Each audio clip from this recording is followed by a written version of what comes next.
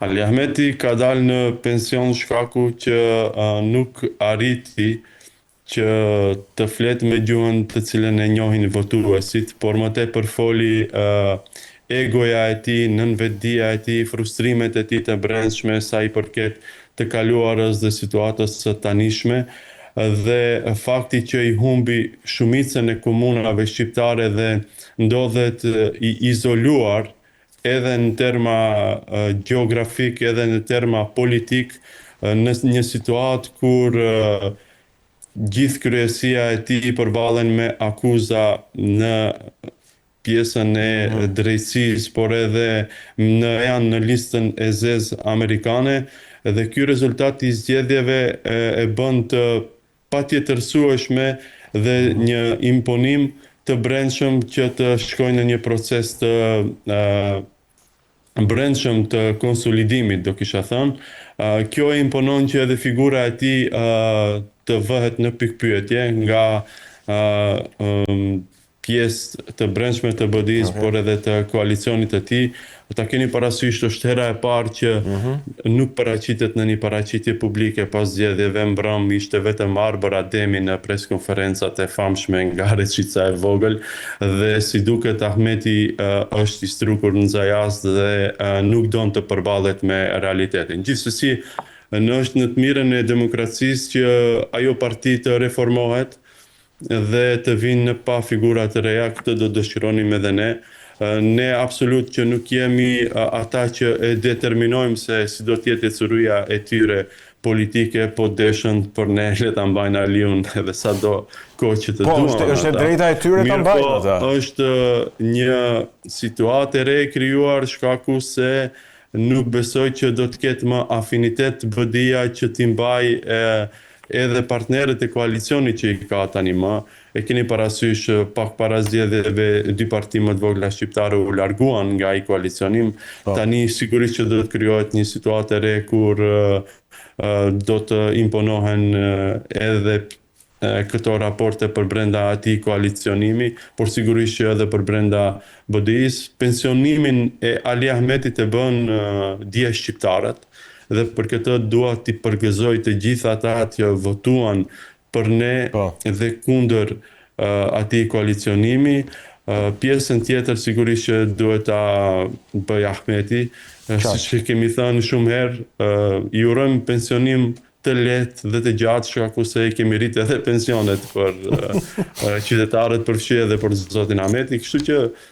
nuk ka asgjë të keqe për një politikan që ta përmbyll karrierën e tij edhe me një pensionim të qetë, do kisha thënë. Megjithatë, kjo fitore nuk duhet t'ju bëj që si thua të vetkënaqeni,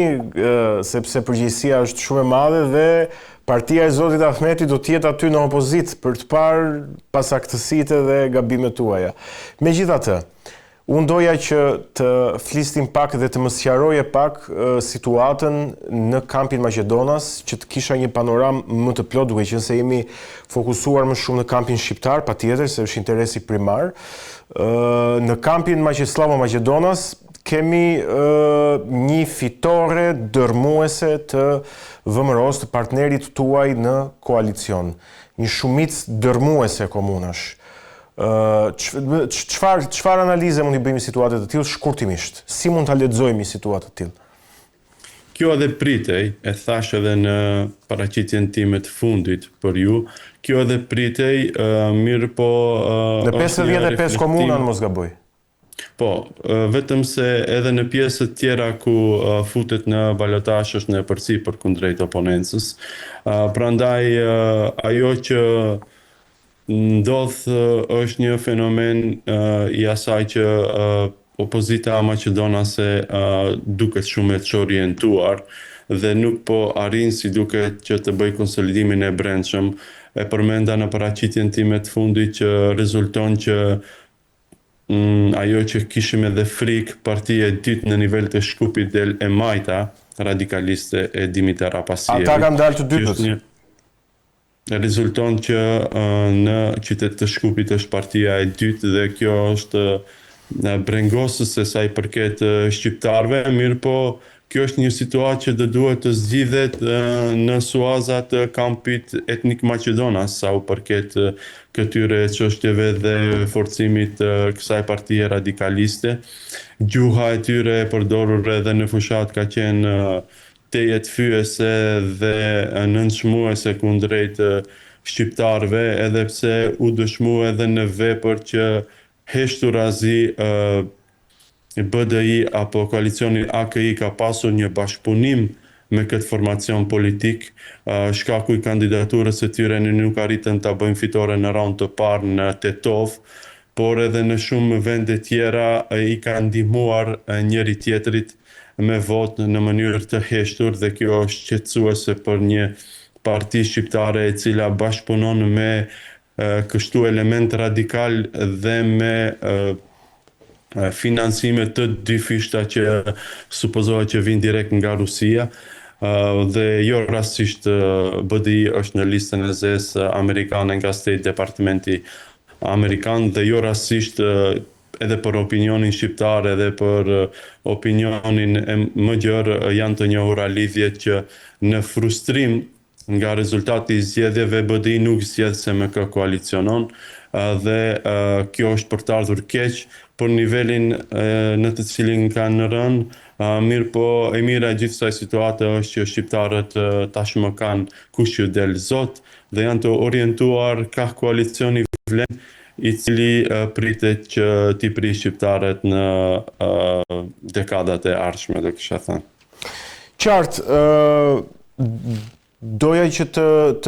ta vlerësonim pak, po themi, këtë rezultat pozitiv të koalicionit Vlen në raport pak më të gjerë me shqiptarët në rajon. Këto zgjedhje e folëm edhe bashk, po është diskutuar edhe më gjerësisht në opinionin publik që këto zgjedhje në Maqedoni të Veriut janë parë më shumë se sa zgjedhje thjesht komunale, janë parë gati se zgjedhje në nivel qendror, dhe janë vendosur në një mënyrë ose në një mënyrë tjetër midis Tiranës edhe Prishtinës. Me këtë rezultat pozitiv të koalicionit Vlen, si ridimensionohet kjo marrëdhënie në raport me Tiranën dhe në raport me Prishtinën? A ndihmon kjo në krijimin e një boshti të interesit shqiptar? Më dua të them, po e them në mënyrë pak më figurative këtë pjesë, që të ndërlidhem dhe me pensionimin e Ahmetit. Festën e pensionimit ja bëri Ahmeti në Tiranë, zoti Edi Rama ja bëri në Tiranë, zoti Itali Ahmeti. Gjithaj organizim në emër të UÇK-s, ku nuk prin familja Jashari, dhe gjitha ajo ceremoni që kishte edhe aty edhe eksponent PD-s, disa që kam parë, dhe në emër të gjithë kësaj gjëje ti bëhet fushat Ali Ahmeti direkt nga Tirana zyrtare. Kjo sigurisht që nuk ka qenë diçka që ne kemi pritur. Kanë kohë të reflektoj edhe shteti shqiptar sa i përket kësaj. Involvimet nga ana tjetër nga Prishtina zyrtare kanë qenë në frym të asaj që po vjen në skenë një elitë e re politikanë shqiptar që duhet përkrahur për skaj të vjetrës që solli vetëm degradim çështje shqiptare në këtu në Maqedoni, ndërsa involvimi i Tiranës zyrtare paraqet një presedan, shkaku që në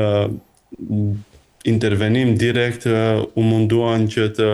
katapultojnë zotin Ahmeti përsëri në qeveri, duke dashur që t'i ndihmojnë, por rezulton që ajo ishte vetëm festa e pensionimit për zotin Ahmeti. Shqiptarët e lexuan qartë këtë mesazh për skaj asaj që ne sigurisht që jemi në suport maksimal sa i përket atyre prizve të UÇK-s, të cilët patërësisht ndodhen në Hag, dhe suporti jonë është maksimal, shkaku se ajo luftë ka qenë luftë e drejtë, luftë për çlirim, por përderisa këtyre protestave nuk ju prim familja Jashari, dhe përderisa organizohen kështu lloj tubime me vetmin qëllim që të përkthelen politikan nga Maqedonia e Veriut nuk është e hishme dhe urojmë që shteti shqiptar, nuk do them këtu mazhoranca, por shteti shqiptar të jetë i kujdesshëm në raport me shqiptarët e Maqedonisë së Veriut. Është obligim kushtetues, moral dhe vëllazëror që me shumë kujdes t'i ndjekin raportet në sa përket shqiptarëve në Maqedoninë e Veriut, dhe ne akoma jemi të hapur dhe kërkojmë reflektim nga ana e mazhorancës atje, sepse e dim që shqiptarët në Shqipëri din t'i lexojnë bukur mirë këto situata dhe e njohin mirë situatën edhe në Maqedoninë e Veriut, edhe në Kosovë, edhe në Preshevë dhe gjithkund. Prandaj ju bëjmë thirrje edhe një herë mazhorancës që të reflektojnë në lidhje me raportet politike në Republikën e Maqedonisë së Veriut. E fundit, shiko, në fakt ti u përgjigje pyetjes pa ta bërë unë në fakt nuk ta bëra sepse nuk doja të vendos në pozitë, duke qenë se je përfaqësuesi një force qeverisëse në Maqedoninë e Veriut, edhe patjetër që ajo protest dhe tema e asaj proteste dhe organizimi dhe pjesëmarrja e asaj proteste ngjall debat dhe nuk doja të fusja në këtë, por ti dhe një përgjigje në fakt që është mjaft e fortë. Nëse do të shkonim në Kosovë për ta mbyllur dhe nëse zoti Kurti bie nga pushteti në zgjedhjet e parakohshme, pra nëse do të kemi, supozojmë që do të kemi zgjedhjet e parakohshme siç thonë shumë, a është kjo një goditje për koalicionin Vlen në Maqedoninë e Veriut? Pra e pam anën e Tiranës, të shohim anën e Prishtinës tani. Nuk është se janë të lidhura, edhe pse situatat, sidomos mes shqiptarëve, janë në frymën e bashkëpunimit. Kemi pasur shumë raste kur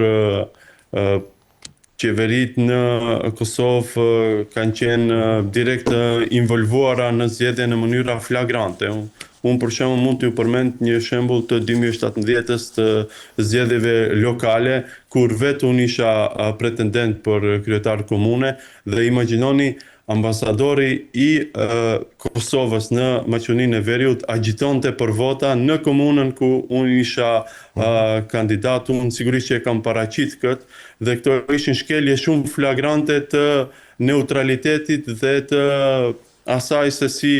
dhe deri në çfarë mase duhet jetë implikimi i shteteve vëllazërore tona. Mirë po, ajo që ndodh tani në Prishtinë dhe që sigurisht që ka reflektim edhe të shqiptarët këtu në Maqedoni, është në frymën e asaj që koalicioni Vlen do ta respektoj çdo vendim të qytetarëve të Kosovës, të shqiptarëve në këtë rast, sa përket asaj se si duhet duket qeveria e ardhshme. Qytetarët kanë folur qartë në zgjedhjet e fundit dhe i kanë dhënë përkrahje të fort vetëvendosjes dhe në këtë moment ajo që i duhet Kosovës është stabilitet dhe bashkëpunim. Këtu do dosha të inkurajoj partitë që të futen në negociata me vetëvendosjen dhe të arrijnë që ta bëjnë qeverinë bashkë dhe Kosova të ecë në hapat e reformave që i ka filluar dhe që i ka bërë 4 vitet e kaluara, të futet në proces të konsolidimit të gjyqësorit dhe që është element i cili çalon edhe në shtetin e fqinj të Kosovës. Prandaj në këtë frym apeli jonë është që partitë të gjejnë gjuhë të përbashkët dhe të bëhet shumica dhe të formohet sa më parë qeveria, të konsolidohen institucionet dhe të vazhdoj procesi i reformave, ndërsa trajtimi që ne dëshirojmë edhe nga Prishtina zyrtare edhe nga Tirana zyrtare është në frym të një qëndrimi të përbashkët të unitetit brenda nesh. Ne absolut nuk duam që të jemi, edhe pse në shumë kontekste u vendos pjesa e zgjedhjeve në Maqedoninë e Veriut